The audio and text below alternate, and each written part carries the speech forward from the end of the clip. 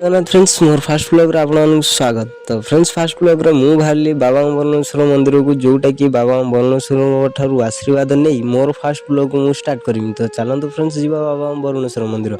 तो फ्रेंड्स मु आसिक पहुँच सारी बाबा बरुणेश्वर मंदिर पाखे। तो आसिक पहुँच सारिकी भेड़ा भितर को चलन जीवा। भेड़ा भितर को जाइकी टिके घंटी बजे देखिए बाबा को टिके उठेदेली। उठे सारापर बाबा को टिके शीत जाड़ू मुक्ति कली दीप जाली।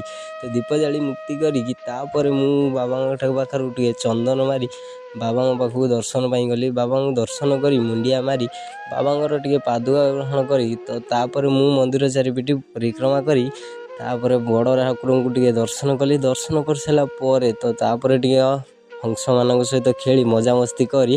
तो तापर मु बाहरली घर। तो फ्रेंड्स गोटे कथा कही रखुच्छी जोटा कि जनवरी 14 जोटा कि आमर मकर मेला बाबा बरुणेश्वर ठारे बहुत बड़ मेला लगे। आ मेला रे बहुत मजामस्ती हुए। आपण मैंने आसतु बहुत मजामस्ती करूँ। तो फ्रेंड्स वीडियो को ये रखुच्छी। आउ गोटे वीडियो आप सहित देखा जदि आपको वीडियो बहुत भल लगी तो फ्रेंड्स लाइक वीडियो को शेयर एंड कमेंट करेंगे और फॉलो करेंगे भूलें। रोचे जय जगन्नाथ।